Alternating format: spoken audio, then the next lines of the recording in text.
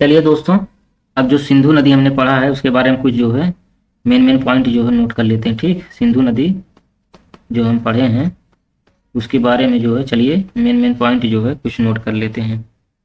चलिए दोस्तों, देखिएगा इसका जो है उद्गम, ठीक, ओरिजिन, इसका उद्गम कहाँ पे है, सिंधु नदी का। ठीक, तो सिंधु नदी का उद्गम कहाँ पे है हमने बताया, उसमें जो है बोखर हिमनद है या कहाँ पे है, मानसरोवर झील के निकट जो है। ठीक, तिब्बत में मानसरोवर झील के निकट, तिब्बत, ठीक, मानसरोवर झील के निकट, मानसरोवर झील के निकट,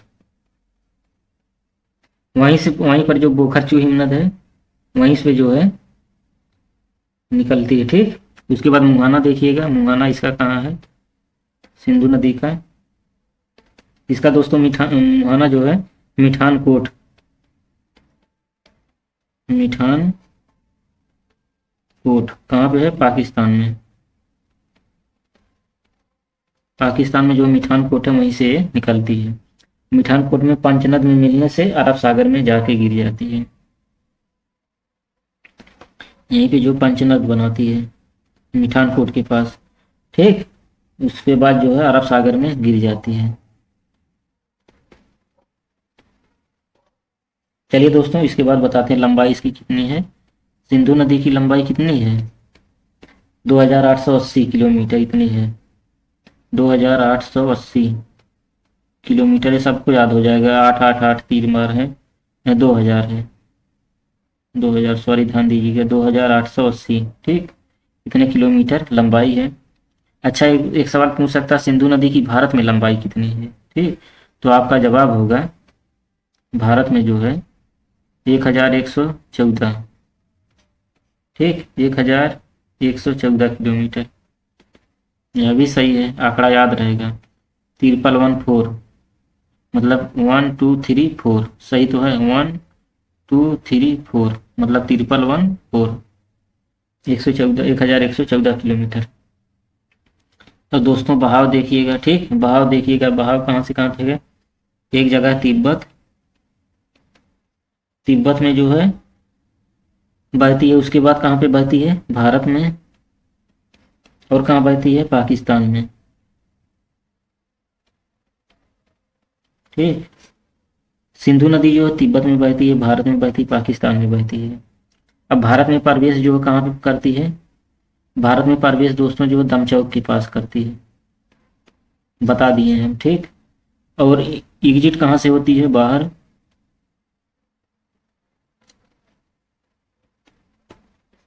सिंधु नदी दोस्तों बाहर कहाँ से होती है, चिल्लासा से जो है बाहर हो जाती है। ठीक, चिल्लासा, चिल्लासा के पास से जो सिंधु नदी बाहर निकल जाती है। उसके बाद जाके बाहर जो लद्दाख श्रेणी के मध्य में प्रवाहित होती है। अच्छा है दोस्तों, एक चीज ध्यान दीजिएगा, यह जो है भारत में जास्कर व लद्दाख श्रेणी के मध्य प्रवाहित होती है। ठीक, अगर देखा जाए भारत में जो सिंधु नदी बहती है, सिंधु नदी जो है जास्कर पहाड़ी, ठीक, जास्कर और लद्दाख,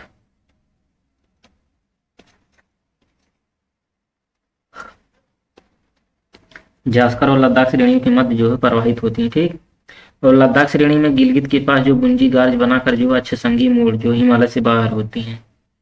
अब दोस्तों देखिएगा, जो भारत पाकिस्तान के मध्य विश्व बैंक ने जो 1960 में एक सिंधु जल जो समझौता किया था, जो सिंधु नदी है उसके पानी को लेकर के विवाद था। ठीक, उसके बाद जो है सिंधु जल समझौता करवाया गया था, जो विश्व का सबसे उदार समझौता माना जाता है, कि जो कि भारत के पक्ष में या नहीं था। ठीक, मिठानकोट में जो पंचनद से जो है संगम बनाता है, मिठानकोट में। उसके बाद चलिए दोस्तों, इसी की एक सहायक नदी है झेलम। ठीक, चलिए दोस्तों झेलम नदी के बारे में देखते हैं। झेलम नदी, सवाल पूछ सकता है झेलम नदी का प्राचीन नाम क्या है, तो ध्यान दीजिएगा, बितस्ता है, बितस्ता है। ठीक, चलिए दोस्तों देखते हैं, यह जो है इसका उद्गम कहाँ, यह मतलब सिंधु तो इसकी सहायक नदी है ये। ठीक, झेलम नदी जो किसकी सहायक नदी, सिंधु नदी की।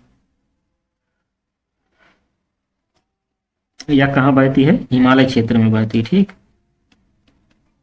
हिमालय क्षेत्र में दोस्तों झेलम नदी बहती है, तो इसका उद्गम ओरिजिन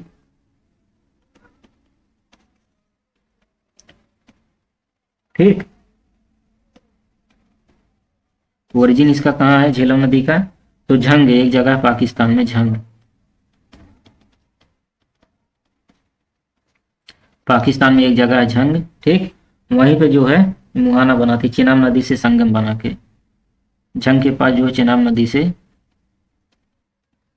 नदी से संगम बनाती है ठीक।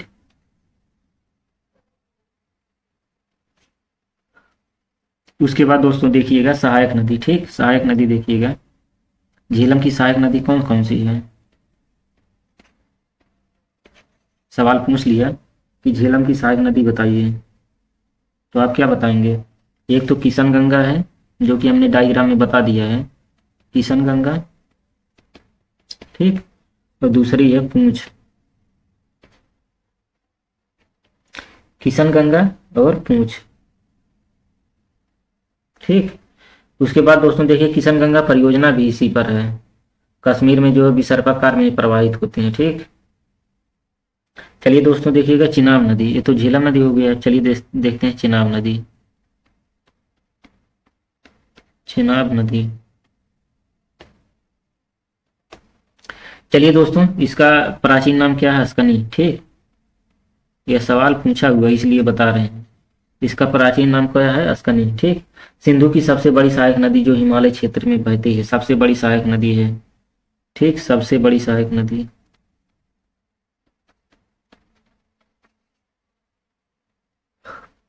सिंधु नदी की सबसे बड़ी सहायक नदी है मानी जाती है ठीक। उसके बाद चलिए दोस्तों देखते हैं, यह जो चंद्र और भागा दो नदियों का संगम है ठीक, चंद्र और भागा,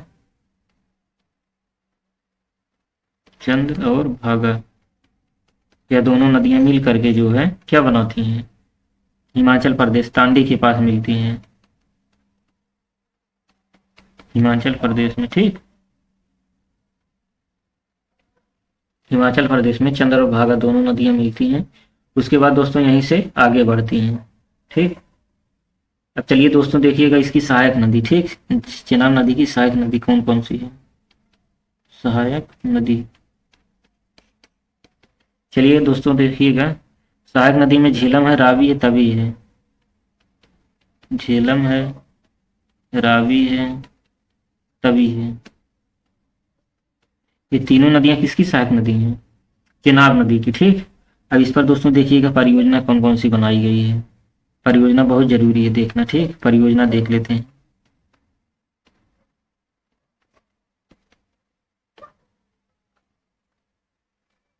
दोस्तों देखिएगा चेनाब नदी पे एक परियोजना सलाल,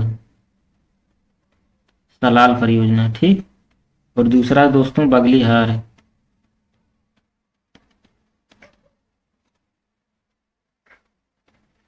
तीसरा है दोस्तों दुलहस्ती ठीक,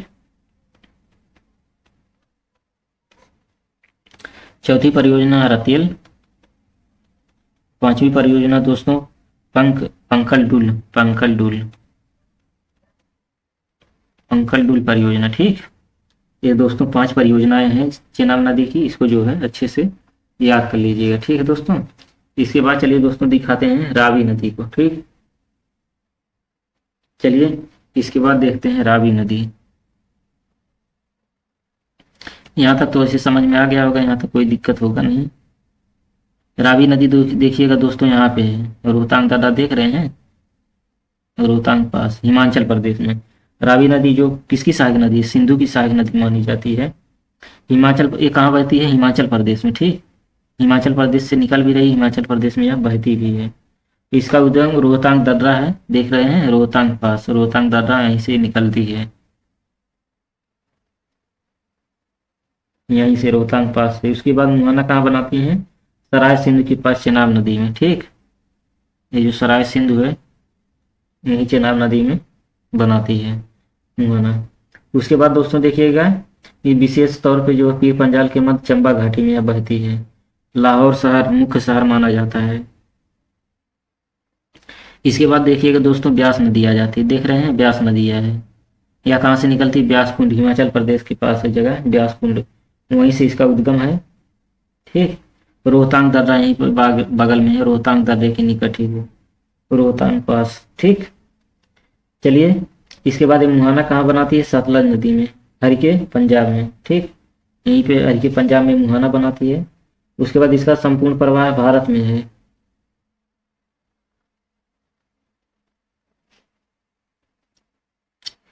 ध्यान दीजिएगा, यह सवाल बन सकता है कि भाई मतलब हिमालयी नदी कौन सी नदी है ऐसी है जो केवल जिसका जो प्रवाह केवल भारत में है?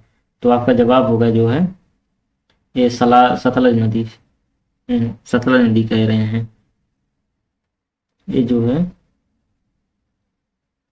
इसका मतलब ब्यास नदी। ठीक, ब्यास नदी है दोस्तों, जिसका प्रवाह भारत में ही केवल है। उसके बाद दोस्तों राकसताल है। ठीक, राकसताल के पास कौन सी नदी निकलती है? सतलज नदी यहीं से निकलती है जो कि तिब्बत में पड़ता है।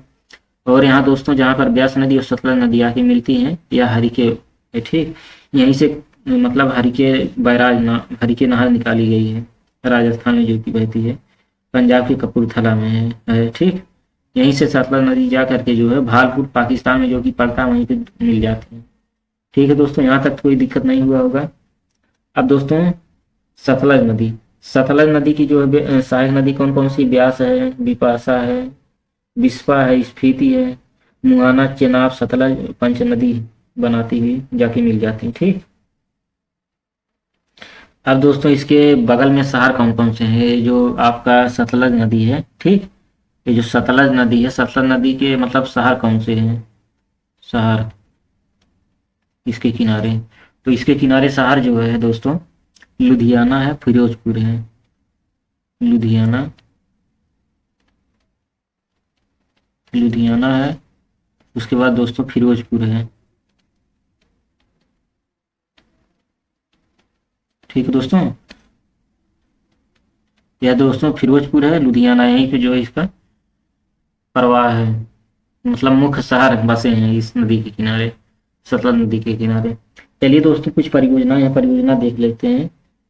एक उरी परियोजना, उरी परियोजना किस पर है? झेलम नदी पर। देख रहे हैं झेलम नदी कहाँ पे है? ये देखिए झेलम नदी यही है, इसके ऊपर जो उरी परियोजना है।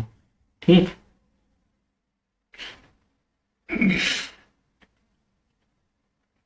उसके बाद दोस्तों तुलबुल परियोजना है, यह भी जो है झेलम नदी पर। किशनगंगा परियोजना किशनगंगा नदी पर है।